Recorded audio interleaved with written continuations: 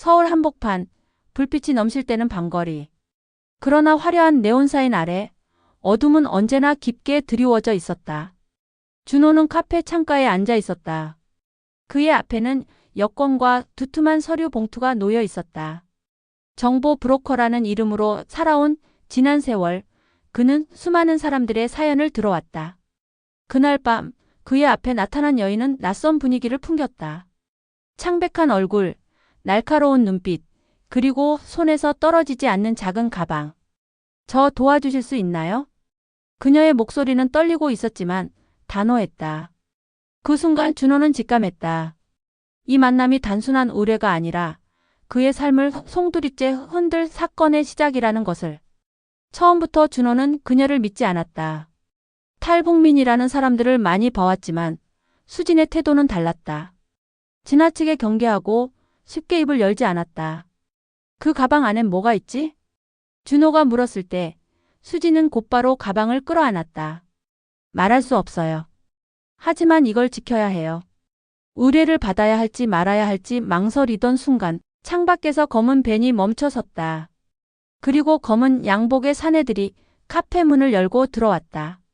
준호는 직감적으로 자리에서 일어나 수진의 팔을 붙잡았다. 일단 뛰어. 골목은 어두웠지만 그들의 발소리는 메아리처럼 울렸다. 뒤에서는 남자들의 고함이 쏟아졌다. 잡아라. 수진은 숨이 턱에 차올랐지만 멈추지 않았다. 준호는 그녀를 끌며 미로 같은 골목을 헤맸다. 총성이 울렸고 벽돌이 산산조각 나며 흩어졌다. 이게 대체 뭐야? 준호가 외쳤다. 수진은 겨우 숨을 고르며 말했다. 저 사람들이 가방을 노려요. 절대로 뺏기면 안 돼요. 간신히 도망쳐 도착한 곳은 낡은 창고였다. 준호는 숨을 고르며 수진을 노려보았다. 이제 설명해. 그렇지 않으면 더 못 도와. 수진은 잠시 망설이다 입을 열었다. 저는 북한에서 왔어요. 그리고 이 안에는 북한의 비밀 문서가 있어요. 준호의 눈이 가늘어졌다. 농담하지 마. 그런 걸 어떻게 내가 갖고 있어? 수진은 눈을 똑바로 마주쳤다. 농담이면 좋겠죠. 하지만 그 문서 때문에 제가 죽을 수도 있어요. 그날 이후 두 사람은 묘한 동행을 시작했다. 수진은 여전히 가방을 손에서 놓지 않았고 준호는 그런 그녀를 경계하면서도 보호했다. 지하철역, 허름한 모텔, 인적 없는 창고. 그들은 계속 이동하며 추격자들을 따돌렸다. 그러나 준호는 점점 그녀가 단순한 망명자가 아니라는 걸 깨닫고 있었다. 눈빛에 깃든 두려움과 고독, 그리고 그 너머에 숨어있는 강인함. 밤마다 악몽에 시달리던 수지는 결국 어느 날 울음을 터뜨렸다. 제가 여기까지 올 줄은 몰랐어요. 그냥 자유롭게 숨쉬고 싶었을 뿐인데. 준호는 말없이 그녀 곁에 앉아 있었다. 그녀의 떨리는 어깨 위로 손을 얹혔다. 괜찮아. 이제 넌 혼자가 아니야. 그 짧은 순간 두 사람 사이의 경계가 조금씩 무너지고 있었다. 하지만 평온은 오래가지 않았다. 어느 날 그들을 쫓는 무리 속에서 낯익은 얼굴이 드러났다. 준호의 오래된 동료, 그리고 동시에 배신자였던 남자. 그의 차가운 미소가 어둠 속에서 번졌다. 준호 아직도 정의 같은 걸 믿나 보지? 그리고 그 순간 두 사람의 이야기는 돌이킬 수 없는 방향으로 흘러가기 시작했다. 밤거리에 번뜩이는 눈빛. 준호의 옛 동료, 민석이 그들을 가로막았다. 오랜만이네, 준호. 그의 손에는 권총이 들려 있었고 표정은 비웃음으로 가득했다. 수지는 본능적으로 가방을 끌어안았다. 민석은 그 모습을 보고 입꼬리를 올렸다. 역시 그 가방이구나. 내가 지키는 이유 이제 알겠다. 준호는 총구 앞에서도 물러서지 않았다. 민석, 내가 이렇게까지 타락할 줄은 몰랐다. 민석은 웃음을 터뜨렸다. 타락.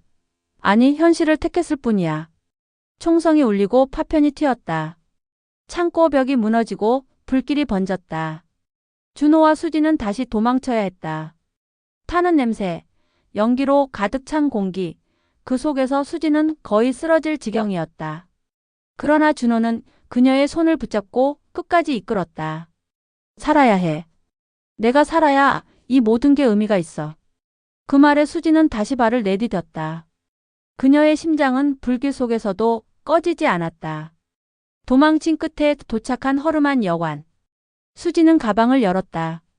안에는 오래된 서류와 USB가 들어 있었다.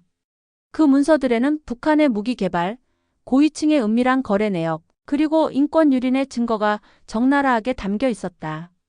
준호는 그 자료들을 보고 숨을 삼켰다. 이게 세상을 뒤집을 수도 있겠군. 수지는 고개를 끄덕였다. 그래서 저 사람들은 어떤 대가를 치르더라도 이걸 빼앗으려는 거예요. 며칠 동안 그들은 몸을 숨겼다. 서울 외곽의 작은 시골 마을, 허름한 민박집. 수지는 오랜만에 창밖을 보며 작게 웃었다. 아이들이 뛰노는 소리, 평범한 일상. 저런 게 내가 원했던 삶이에요. 준호는 그녀를 바라보며 말없이 고개를 끄덕였다. 그 순간만큼은 모든 추격과 위험이 멀리 느껴졌다. 그러나 두 사람은 알았다. 이 평온이 오래가지 않으리라는 것을. 어느 날 밤 낯선 발자국 소리가 들려왔다. 준호는 재빨리 불을 껐다. 창문 너머로 검은 그림자들이 움직이고 있었다. 민석의 사람들이었다. 수지는 숨을 죽이고 가방을 꼭 끌어안았다. 준호는 총을 쥐고 그녀에게 속삭였다. 우린 또 떠나야 해. 도망친 끝에 오른 화물 열차. 어두운 철교 위를 달리는 기차는 요동쳤다. 그러나 추격자들은 포기하지 않았다. 어둠 속에서 기차에 뛰어오르는 그림자들. 쇳소리와 함께 칼날이 번쩍였다. 준호는 맨몸으로 맞섰다. 격투 끝에 그는 간신히 적을 밀어냈지만 팔에 깊은 상처를 입었다. 수지는 떨리는 손으로 그의 상처를 누르며 울부짖었다. 제발 죽지 마요. 준호는 미소를 지었다. 넌 아직 끝까지 가야 하잖아. 그들은 가까스로 도착한 작은 도시에서 임시 은신처를 마련했다. 상처투성이의 준호는 쓰러지듯 잠들었다. 수지는 홀로 가방을 열고 문서를 꺼냈다. 그리고 그 속에서 발견한 한 장의 사진. 사진 속에는 어린 시절의 자신과 낯익은 얼굴의 남자가 함께 있었다. 그 남자는 민석이었다. 수진의 눈동자가 흔들렸다. 설마 이 모든 게. 그 순간 그녀의 과거와 현재가 하나로 이어지고 있었다. 수진은 사진을 손에 쥔 채 멍하니 앉아 있었다. 민석이 자신의 과거와 얽혀 있다는 사실은 충격이었다. 잠에서 깬 준호는 그녀의 얼굴을 보고 눈치를 챘다. 뭘 발견한 거야? 수지는 떨리는 목소리로 대답했다. 민석, 그는 그냥 추격자가 아니에요. 나와 과거에 연관이 있어요. 준호는 잠시 침묵하더니 그녀의 손에서 사진을 받았다. 그렇다면 이 싸움은 단순히 생존이 아니군. 내 운명과 맞닿아 있어. 한밤중 불 꺼진 방에서 수지는 준호에게 속내를 털어놓았다. 민석은 제가 북한에 있을 때 잠시 보호해준 적이 있었어요. 그때 저는 그 사람을 믿었죠. 하지만 결국 그는 저를 배신했어요. 그리고 지금도 그가 날 죽이려 하는 이유를 알 수가 없어요. 준호는 조용히 그녀의 말을 들었다. 그리고 짧게 대답했다. 그럼 우리가 알아내면 되지. 그 말에 수지는 눈시울이 붉어졌다. 누군가 자신의 고통을 짊어져 주겠다고 말해준 건 처음이었다. 도시 외곽, 버려진 공장에서 두 사람은 다시 민석과 마주쳤다.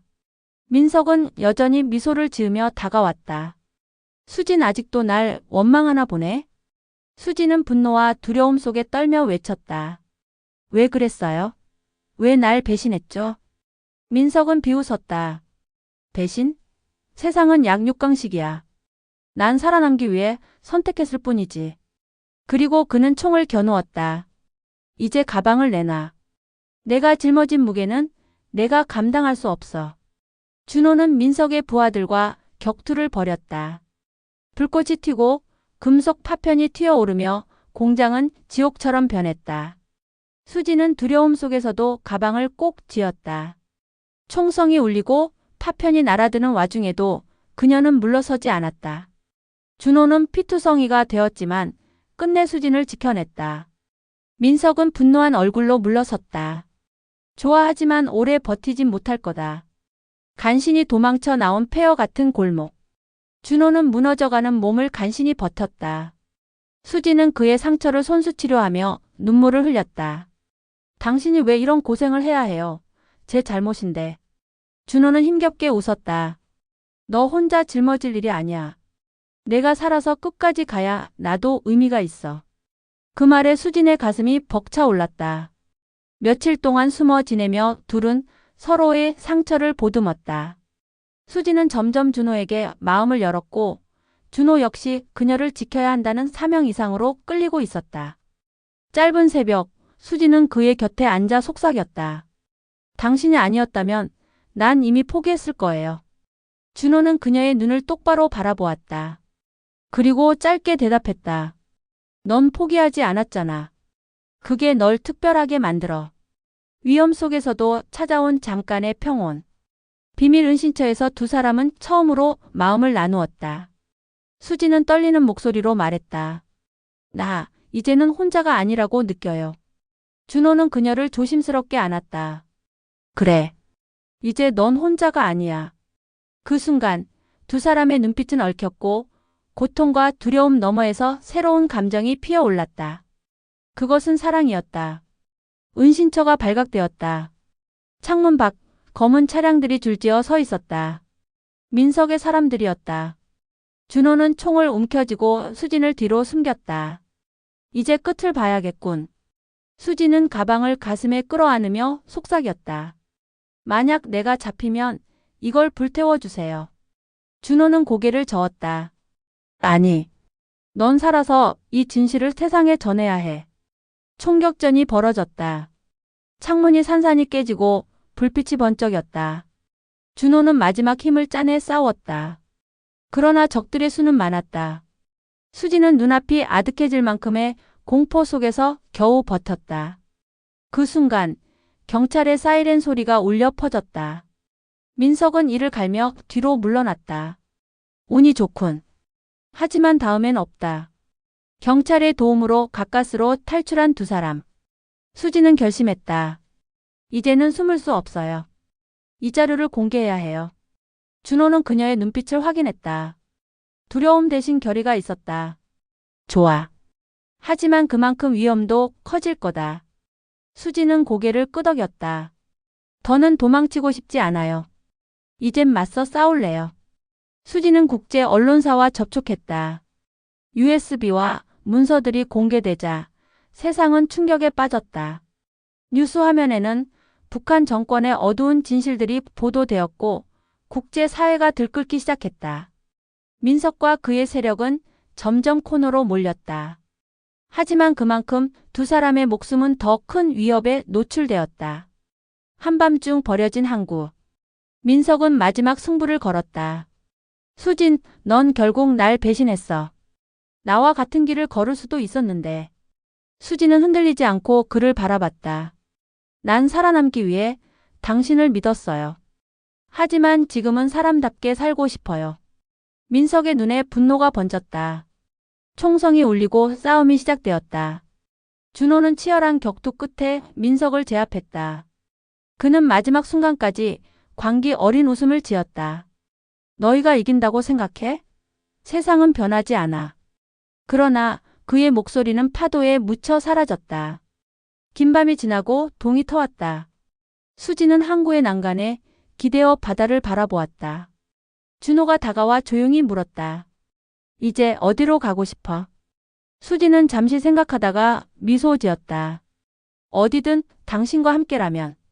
준호는 처음으로 마음 깊이 웃음을 지었다. 서울의 작은 아파트, 낯선 도시의 일상이 다시 시작되었다. 그러나 이번엔 혼자가 아니었다. 수지는 매일 밤 악몽에서 깨어나도 준호의 품에서 안정을 찾았다. 그녀가 원하던 평범한 삶이 조금씩 다가오고 있었다. 어느 날 밤, 두 사람은 조용히 서로를 바라보며 속삭였다. 우린 이제 새로운 길을 함께 걷는 거야. 창밖의 별빛이 그들을 비추고 있었다. 그리고 두 사람은 마침내 끝없는 추격과 공포 너머에서 사랑과 자유를 손에 넣었다.